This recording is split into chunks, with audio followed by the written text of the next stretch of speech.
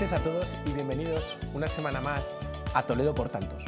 Un programa en el que la Archidiócesis de Toledo, a través del Secretariado de Sostenimiento y Transparencia y también de Canal Diocesano, queremos mostrar lo que la Iglesia hace en todas sus dimensiones. Y es importante conocer lo que la Iglesia hace porque a veces pensamos que el dinero que aportamos no sirve para nada.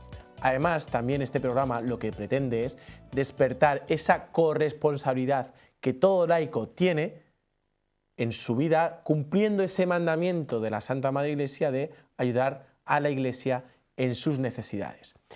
Y ya os recuerdo que siempre tenemos ese trípode en el que todo cristiano debe colaborar con la Iglesia. Lo primero, la oración. Lo segundo, poniendo mis cualidades, mis dones al servicio de la Iglesia. Y tercero, la ayuda económica. Porque todavía vivimos en un tiempo donde hay que dar al César lo que hay que darle, ¿no? Y en este sentido vamos a tener este programa, terminamos antes de la Navidad con un programa hablando con un cristiano de Belén que nos comentaba cuál era la situación en Belén y cómo era vivir la Navidad en Belén. Es cierto que estos días me ha escrito diciendo que rezaba por nosotros desde allí, desde la gruta de Belén, en ese lugar tan especial para nosotros estos días. Y ahora nos vamos también, hoy sí, nos vamos a Tierra Santa esta noche, donde vamos a estar en Jordania con un sacerdote que está allí de misiones o bueno, ejerciendo su labor a través del camino neocatecumenal. Tenemos al otro lado de la línea telefónica a don Rubén. Muy buenas noches, don Rubén. Buenas noches, un abrazo. Saludo Rubén, antes grande. de nada vamos a conocer un poco tu historia. ¿Cómo aparece un sacerdote que es pues de Murcia, allí, ¿no?, del sur, y se nos va a Tierra Santa, Jordania, para estar de sacerdote allí? Bueno, habría mucho que contar, pero no quiero hacerla larga. Yo soy de una familia cristiana del camino neocatecumenal, perteneciente del camino neocatecumenal. Mis padres, sobre todo mi mamá, entró en el camino cuando tenía 16 años y luego conoció a mi padre y entró también a formar parte del camino neocatecumenal y después pues nacimos los hermanos, nosotros somos 8, yo soy el sexto. Entonces yo crecí en un ambiente bastante religioso, bastante católico, en el sentido de la fe también, ¿no? Mis padres me transmitían la fe, empezábamos juntos en casa, íbamos a las Eucaristías los sábados juntos. Y a la edad de 14 años yo pasé un periodo un poco difícil de la adolescencia en el cual yo me encontraba en tercero de la ESO y sufría un poco de bullying de parte de mis compañeros porque era delgado, yo creo que el flaco, como os digo siempre, era un poco el blanco del bullying, ¿no? Era un poco, como se dice al día de hoy, un poco friki, ¿no? También con mis libros y mis cosas. Y entonces pues no me sentía tan amado, ¿no? Sobre todo también en mi casa empecé una crisis un poco también fuerte yo al ver que no encontraba mi lugar, digamos, en mi casa, ¿no? Entonces ese amor que tanto me han transmitido mis padres yo pues no lo veía concretamente, ¿no? No lo veía a lo mejor en casa o no lo veía sobre todo en la escuela. Entonces cuando en esa época me encerré mucho en mi habitación se convirtió en mi mundo y allí pues empecé a leer, leía muchos libros de fantasía, leía muchos libros de historia y tal. Pero había un libro que curiosamente siempre me marcaba, ¿no? Que siempre lo digo, que es el Señor de los Anillos, ¿no? Eso me abrió un poco una ventana a un mundo diferente. Y coincidió con esa época que también me invitaron mis padres a, a escuchar las catequesis del camino neocatecumenal. Entonces yo ahí empecé a caminar en mi fe personal, ya no me bastaba la fe de mis padres, empecé a caminar yo en una comunidad con mi parroquia de San Francisco de Asís en Caravaca de la Cruz y allí pues me di cuenta de que lo que mis padres me decían se cumplía también en mi vida, es decir, que yo tenía que hacer un camino de fe como hizo Abraham, ¿no? Y que a diferencia del resto de libros que yo leía, cuando yo escuchaba el Evangelio o escuchaba la palabra en una comunidad cristiana, esa palabra tomaba carne en mi vida. Entonces yo sentía que esta palabra me tocaba, también escuchando la experiencia del resto. Y luego en esta comunidad, de una comunidad de laicos, o sea, donde habían pues jóvenes, menos jóvenes, matrimonios, me sentía amado por quien yo era. No tenía que ponerme caretas como tenía que hacer en la escuela o incluso en casa, ¿no? Sino podía ser yo mismo. Y ese fue el amor que yo encontré en la iglesia, ¿no? Entonces, el mismo año que yo escuché las catequesis, más o menos, fuimos a una peregrinación en Fátima, en el 2010, con el Papa Benedicto XVI, y después de dicho encuentro, después del encuentro con el Papa, sí, el iniciador del Camino Neocatecumenal, junto con Carmen Hernández y Padre Mario, hicieron un encuentro vocacional al que asistimos más de 5.000 personas. Pues yo allí Kiko hizo un encuentro, allí Francisco Argüello hizo este encuentro, anunció el querigma, la buena noticia, y después dijo, si hay aquí algún joven que siente la llamada para el sacerdocio, que se ponga de pie. Yo sinceramente del encuentro escuché bien poco, o sea, pero en ese momento sentí que el Señor me llamaba, yo sentí algo dentro de mí, una llamada fuerte. Y él decía que se ponga de pie y venga hacia aquí, hacia el palco, y el arzobispo, el cardenal de Portugal, le dará una bendición. Pues yo me levanté en ese encuentro, fui hacia allá, hacia el palco, y allí pues el arzobispo nos dio una bendición. No estaba yo solo, éramos unos 2.000 chicos. Pero luego volví a la comunidad, yo con 14 añitos, pues imagínate, pues no tenía ni idea de lo que estaba haciendo. Pero ya el Señor me marcó. Yo veía que entonces en ese momento el Señor tuvo una predilección por mí, yo seguí caminando con mi comunidad neocatecumenal, yendo a las palabras, haciendo lo que se llama el trípode, celebrando la palabra con mi comunidad, celebrando la Eucaristía, y veía que el Señor me seguía hablando, me seguía hablando. Y a la edad de 17 años, pues la iglesia me propuso terminar bachiller en la selectividad en el Redentoris Mater de Murcia, en el Seminario Misionero Redentoris Mater. E hice esta experiencia en el Seminario Redentoris Mater de Murcia, y cuando terminé la selectividad, me invitaron a una convivencia, a un retiro espiritual en Italia con los iniciadores del Camino Neocatecumenal, y allí, pues, después de 4 o 5 días de convivencia, yo di mi disponibilidad para poder ir a cualquier parte del mundo, mandado por la iglesia, para poder ir a evangelizar o a seguir mi formación de seminarista en cualquier parte del mundo. Nosotros, el Camino Neocatecumenal tiene 110 seminarios en todo el mundo distribuidos, y uno de ellos se encuentra en Galilea, en Israel. Entonces, por allí, pues la iglesia me propuso ir a Galilea. No tenía ni idea de dónde estaba, ni tenía idea de dónde ir, pero yo veía que esta invitación venía de parte del Señor, ¿no? Yo había sentido una gratitud muy grande por este encuentro que yo tuve con el Señor, de esta alegría que yo tenía dentro, de este vivir mi cristianismo, y entonces di mi disponibilidad. Fui enviado a este seminario de Galilea. Y allí, pues, esto fue en 2013, y me he ido formando allí en el Redentoris Mater de Galilea. El Patriarcado Latino de Jerusalén tiene 2 seminarios diocesanos. Uno se encuentra en Bet Yala, que es en Palestina, cerca de Belén, y luego nuestro seminario, que es el Seminario Redentoris Mater de Galilea, que pertenece al Patriarcado Latino de Jerusalén, donde vamos estos seminaristas del Camino Neocatecumenal de todo el mundo. Actualmente hay 30 seminaristas de 16 naciones diferentes, y yo me formé en ese seminario, y en junio del 2024, o sea, hace unos mesecitos, me ordené sacerdote. Y estoy ahora aquí en Jordania sirviendo en una parroquia aquí como coadjutor. De hecho, te Esto conocí, yo en te general. conocí estando recién ordenado, llevabas un mes o menos de un mes, ¿no? Cuando Llevaba un estuviste, mesecito, sí. cuando Un estuviste por aquí, mesecito. por Talavera. Sí. Es importante que nos cuentes, ¿no? Porque, como dices, de hecho, te conocí cuando te dijeron ya poco tiempo antes, te acababan de decir que ibas a estar destinado en esa parroquia de Jordania, en el norte, ¿no? De Zarca, ¿no? ¿Lo he dicho bien? Sí. Entonces, ¿cómo es la vida de un cristiano allí en Jordania? Bien, para poder explicarlo bien, debería remontarme un poco a la realidad de este patriarcado, ¿no? De esta archidiócesis, que es el Patriarcado Latino de Jerusalén. El Patriarcado Latino de Jerusalén comprende 4 países, si queremos incluir también Palestina, hay que incluirlo. Consta de Israel, Palestina, Jordania y Chipre. Entonces, nosotros cuando nos ordenamos estamos destinados a cualquier parroquia de estos 4 países, especialmente en Jordania, porque de 64 parroquias que tiene el patriarcado, más de 30 se encuentran en Jordania. Entonces, casi siempre terminamos sirviendo aquí en Jordania, aunque sí siempre estamos abiertos a servir en cualquier parroquia del patriarcado.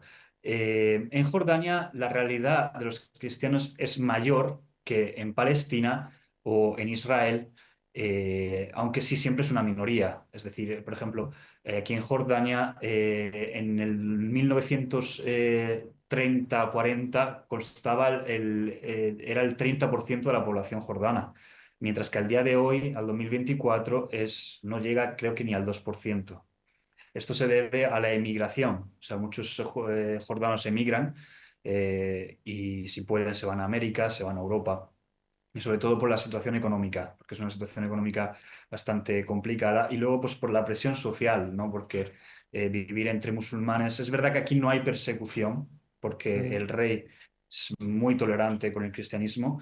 De hecho, así una paréntesis, este año ha obligado a todos los municipios de Jordania, sean que tengan cristianos, seas que no lo tengan, a poner un árbol de Navidad en el pueblo.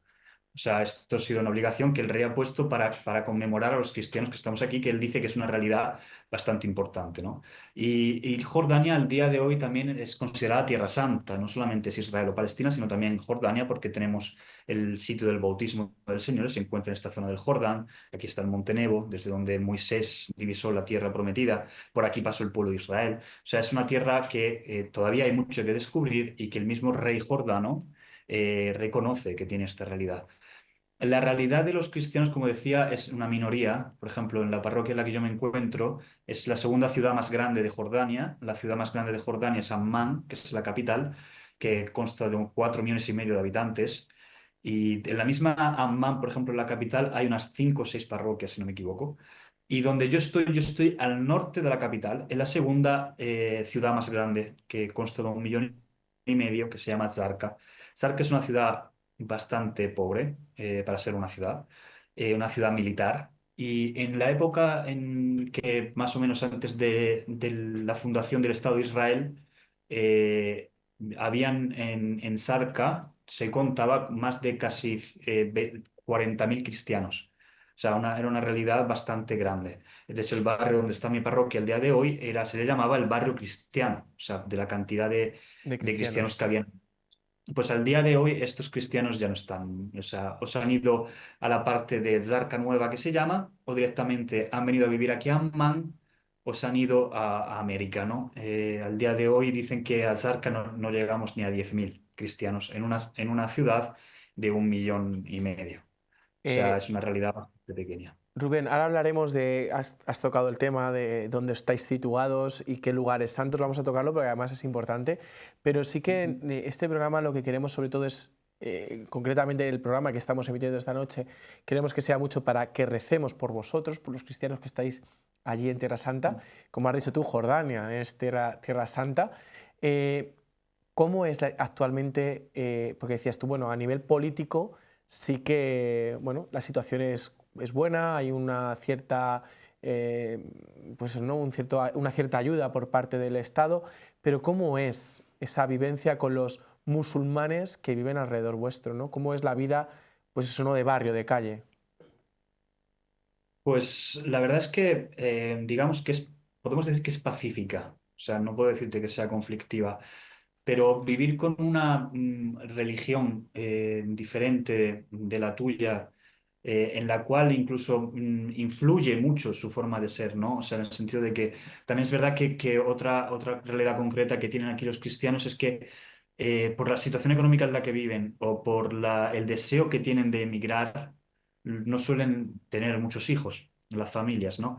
Entonces, para poder tener un mantenimiento de la familia, ¿no? Porque aquí piensan siempre, si tenemos un par de hijos, pues a lo mejor con nuestras capacidades económicas podemos llevarle a una universidad, que estudien fuera y después que se establezcan fuera del país y así podemos emigrar, ¿no? Entonces, eso es otra cosa que aquí pasa mucho, que si el que no puede emigrar, entonces se tiene que buscar una pareja aquí y es difícil, ¿no? Entre una situación en la cual hay más musulmanes que cristianos. Entonces esto también provoca dentro de los jóvenes un conflicto a la hora de buscarse una pareja, ¿no? Y luego, pues, Es verdad que aquí el patriarcado pues tiene sus escuelas y sus universidades, incluso tenemos una universidad americana católica en la cual pues nuestros cristianos tienen la posibilidad de estudiar allí en una escuela o una universidad que les capacita para poder tener las fiestas cristianas, el respeto del domingo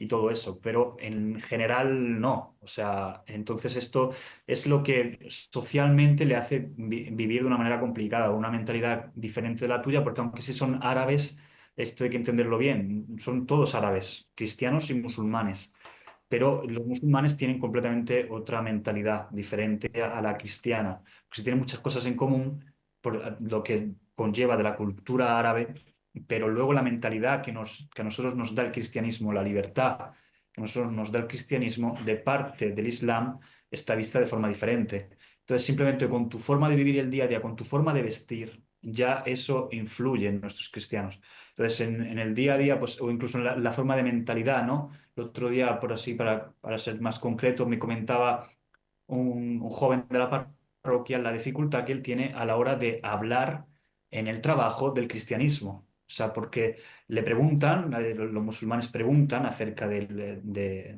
nuestra religión, pero la idea, por ejemplo, le preguntaban sobre la fiesta de Navidad, la idea de la encarnación, es completamente otra cosa. Y a veces ellos responden con violencia, los mismos musulmanes, ¿no? Este compañero, este parroquiano me decía, es que no sé cómo responderle muchas veces, porque sé que según la palabra, la terminología que yo use, pueden considerarla un ataque. Entonces yo me encuentro con mucha dificultad a la hora de defender mi fe, me comentaba él, ¿no? Y son estas pequeñas cosas que hacen a la gente que se hagan al final pesadas. Tú estás en tu puesto de trabajo y tienes a gente que a lo mejor te hace estas preguntas, que te toma el pelo, que te dice, como dice este cristiano me comentaba, dice, es que a mí me dicen, que tú vas el domingo a comerte a Dios. O sea, para decir ¿no? la comunión, ¿no? Entonces, esas presiones que ellos tienen a veces les hace decir, uff, yo no veo la hora de irme, ¿no? Y luego, pues también que aquí, con toda sinceridad y con todo el amor que yo tengo a Jordania, pero el pueblo donde yo estoy es un pueblo muy sucio, o sea, en el sentido de que no sé por qué la mentalidad musulmana parece que no tiene esta idea de limpieza que tenemos nosotros, de orden, que nosotros cristianos pues nos ha transmitido el cristianismo del respeto al cuerpo, del respeto al otro, del respeto a entonces, lo que permite también al mismo tiempo mantener tu ciudad limpia, mantener tu ciudad con un cierto orden, un cierto amor al prójimo, que si yo voy en el coche te puedo dar preferencia sin necesidad de que yo... Son cosas pequeñas que uno dice así, que viviendo día a día, pues tú dices, ostras, pues se hace pesado, ¿no? De hecho, aquí muchos cristianos nuestros de mi pueblo emigran a otra ciudad que es mayoría cristiana. Dicen simplemente para poder vivir entre cristianos De y hecho, vivir más limpio. en Israel, por ejemplo, que es lo que más conocemos como Tierra Santa y tal, y donde están las tres religiones más viviendo en común, se nota perfectamente cuando estás en un barrio y cuando estás en otro, y por eso que estás Exactamente. comentando tú, ¿no? Se nota el barrio judío, el barrio cristiano, no hay mucha diferencia, pero si ya pasas al barrio musulmán, ya es otra forma distinta. Es importante, Rubén, nos estás contando, ¿no? Pues eso, ¿no? Que el patriarcado vuestro tenga esas escuelas donde cristianas, y para eso se necesita ayuda económica también, ¿no? Porque eso está fomentando que no haya migración y que los cristianos no desaparezcan de Tierra Santa, que es importante que haya esta necesidad cultural, ¿no? Exactamente. O sea, nosotros prácticamente el patriarcado, como decía, pues más o menos en cada parroquia tenemos una escuela patriarcal, parroquial. Yo, por ejemplo, en mi parroquia tengo una escuela que tenemos desde la guardería hasta la selectividad. Y tenemos unos 800 alumnos, en los cuales la gran mayoría son cristianos, pero también vienen musulmanes. O sea, Ujú. porque el patriarca latino de Jerusalén actual, Pier Battista Pizzaballa, el cardenal, él mismo también insiste en esto, ¿no? Que también la escuela sea un método de evangelización sin hacer proselitismo. Entonces, en este sentido, pues aceptamos también a los musulmanes en el momento en que damos clases de religión. Ellos salen a dar clases de religión islámica, pero sobre todo la misión es para ayudar a nuestros cristianos a que puedan vivir, estar en una escuela con ambiente cristiano y sobre todo respetar las fiestas, ¿no? Que el domingo no se haga clase, porque si no habría clase, y todo eso, ¿no? Y claramente, pues eso se mantiene, estas escuelas se mantienen gracias a la ayuda del patriarcado y sobre todo las ayudas que recibimos de parte de todo el mundo. O sea, sinceramente nos mantenemos gracias a eso, ¿no? O sea, a mí, por ejemplo, estamos muy agradecidos, lo dice últimamente mucho el patriarca, a todas las ayudas que estamos recibiendo para Gaza. Pero también comentaba el patriarca la necesidad que hay para los cristianos de Cisjordania. Cisjordania sería la parte, lo que se llama en inglés el West Bank, ¿no? La otra parte de Palestina. Allí nuestros cristianos están sufriendo mucho. No sé si este cristiano que decías tú, que Mm. habías entrevistado antes de Navidad, si pudo contar, ¿no? Pero, por ejemplo, ahí están sufriendo mucho nuestros cristianos el tema de económicamente, porque muchos de ellos trabajaban antes de la guerra, trabajaban en Israel y con la construcción o en la agricultura y les daban el permiso de trabajo para trabajar en Israel porque eran considerados cristianos y sabían que no eran, digamos, problemáticos. Entonces, en este sentido, muchos cristianos trabajaban de eso o trabajaban dentro de Palestina con el turismo. Claro, sí, Entonces eso se es lo que nos encuentran comentaba él, que alrededor. sus padres tenían una tienda justo pegado a la Basílica de la Natividad y que al no haber turismo, pues su familia... Lo que pasa es que él, bueno, él ha inmigrado a Barcelona y está aquí ahora mismo en Barcelona, por lo que comentabas, ¿no? Pues es importante ayudar, ¿no? a las iglesias locales de allí, porque vosotros estáis haciendo una labor también de mantener esa cultura y esa necesidad de que no emigren nuestros hermanos del lugar donde Jesucristo estuvo. Eh, Rubén, estamos hablando del tema también económico.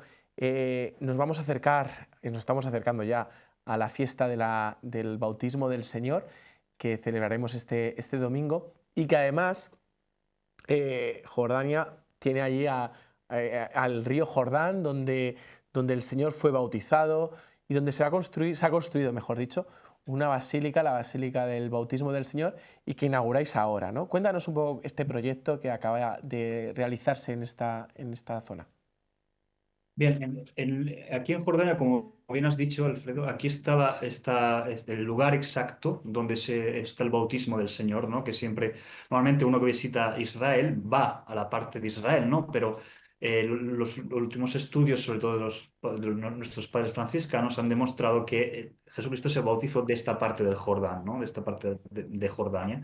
Y entonces allí, ya en el 2000, cuando vino el Papa Juan Pablo II, celebró allí una misa, también Benedicto XVI en el 2009, en el lugar del bautismo. Ujú. Entonces se hizo un proyecto desde hace años de construir una basílica grande en la cual puedan celebrar los diferentes ritos que hay aquí en Jordania, porque eso es otro aspecto importante, ¿no? Aquí en Jordania no solamente están los latinos, como no conocen a nosotros, los católicos latinos de Roma, sino también están la Iglesia greco-católica y la Iglesia greco-ortodoxa. También hay un grupo de maronitas pequeños, grupo maronita que vienen del Líbano. Entonces, en esa basílica se tiene la idea de meternos a todos juntos, digamos, ¿no?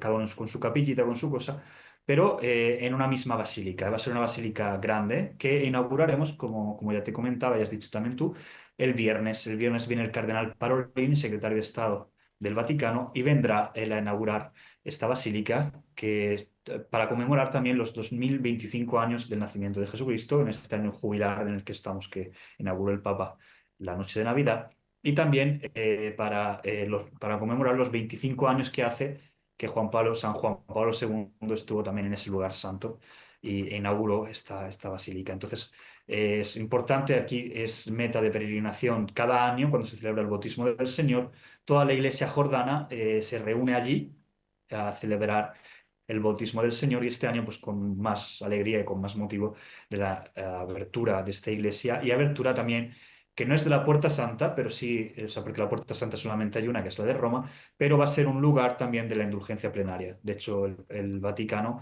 ha concedido a la Iglesia de Tierra Santa 3 lugares en Israel, en 4, contando Jordania, en el Patriarcado.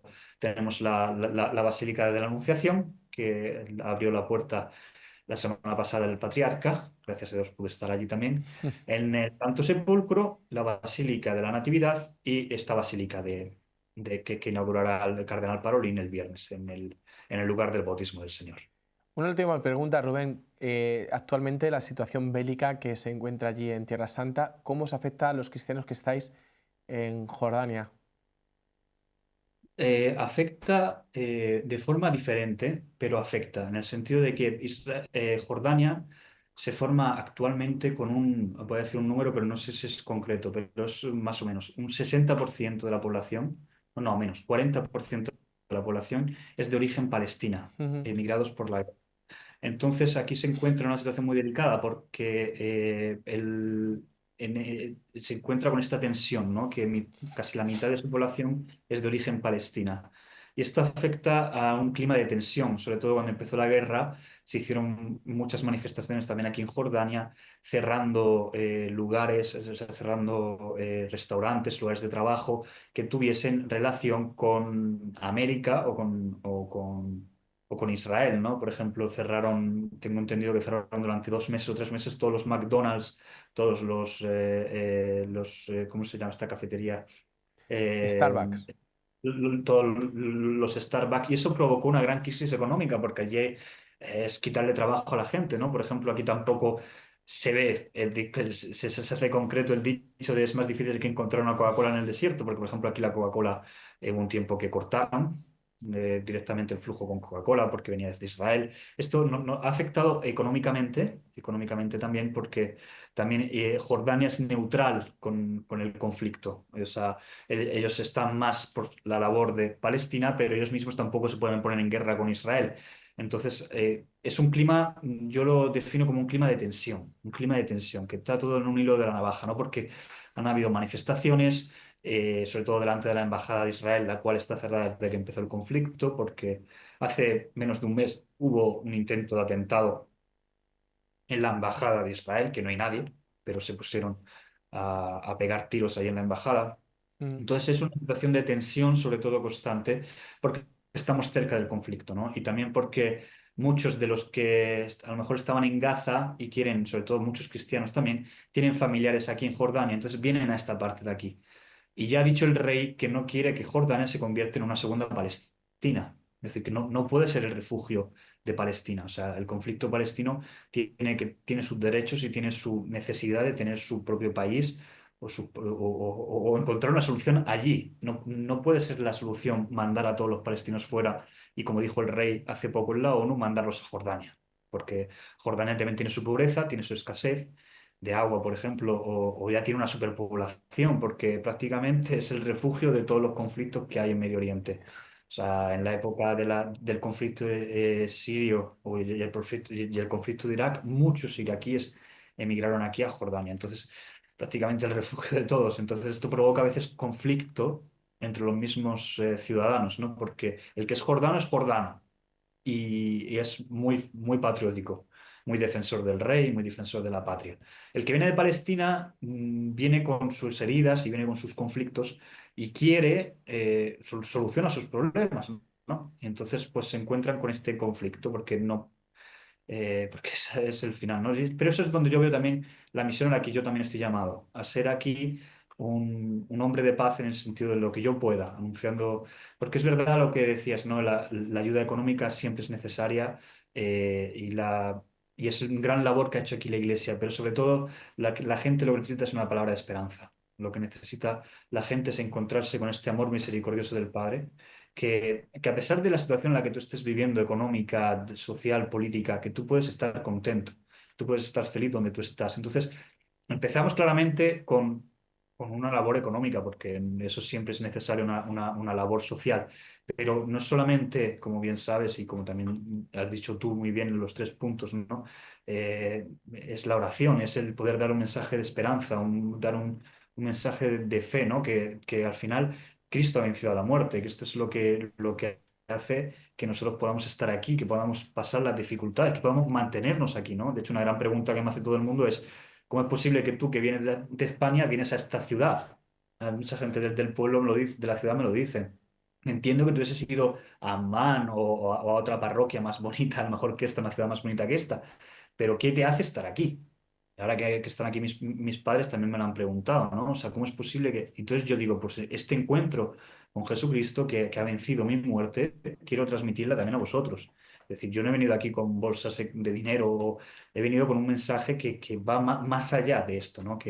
que puede vencer las barreras, que puede poner amor donde hay odio. Es el mensaje que trae Jesucristo, ¿no? Y claramente, como bien decíamos, económicamente aquí hay mucho trabajo, pero también siempre hay que darle a la gente, porque la gente que viene a mí tantas veces, viendo que yo soy extranjero, no es a pedirme dinero, curiosamente. Es a pedirme una palabra de consolación, una palabra de fe, porque les impacta ver a un chaval de 28 años que está aquí, ¿no? Y dices, ¿por qué estás aquí perdiendo la vida, ¿no? Pues porque la he encontrado. Y esta vida, pues puedo darla. Y quiero darla, ¿no? Entonces es un poco la misión que yo veo que el Señor que aquí me llama. A través de la pastoral de una parroquia normal, una pastoral sacramental, ¿no? Dando los sacramentos y dando lo que puedo servir en la parroquia, en la escuela, dando lo que puedo dar, ¿no? De mí. Pues muchas gracias, don Rubén, por este ratito en esta noche de estar con nosotros. Te lo dije cuando nos conocimos, me das muchísima envidia de estar en Tierra Santa, y estar en esos lugares tan especiales. Y nada, disfruta mucho porque sé que tus padres han estado estos días allí contigo en esta Navidad.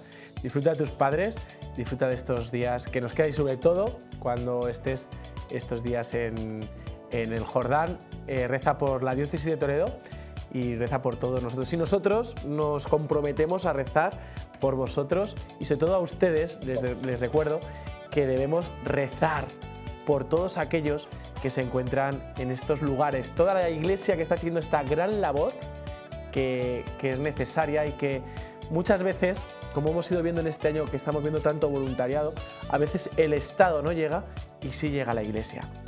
Gracias a ustedes les recuerdo que recen por la Iglesia en Jordania, pero también recen por todos los proyectos que la Archidiócesis de Toledo está haciendo en tantos lugares y que estamos presentando en este programa. También planteémonos en la oración, ¿qué tengo que hacer yo? Lo que nos estamos planteando este año en la Iglesia en España, ¿quién soy yo? ¿Qué hago aquí? ¿Para quién soy? ¿No? Y esa vocación que Dios me llamó desde el principio y me dio unos dones para una vocación concreta. Y por último, os recuerdo que también la Iglesia necesita nuestra ayuda económica. Por eso, les recuerdo que marquen la X de la casilla de la Iglesia o escaneen también este código QR que les llevará al portal Dono a mi Iglesia, donde podrán buscar su parroquia y hacer, o también la archidiócesis, y hacer donaciones puntuales, mensuales, trimestrales o anuales, donde recibirán una desgravación fiscal en la próxima declaración de la renta. Con los 250 primeros euros que ustedes donen, se les desgravará el 80%. Es una ayuda que necesitamos y que con poco podemos hacer mucho. Tanto por tantos. Nos vemos la semana que viene. Muchas gracias.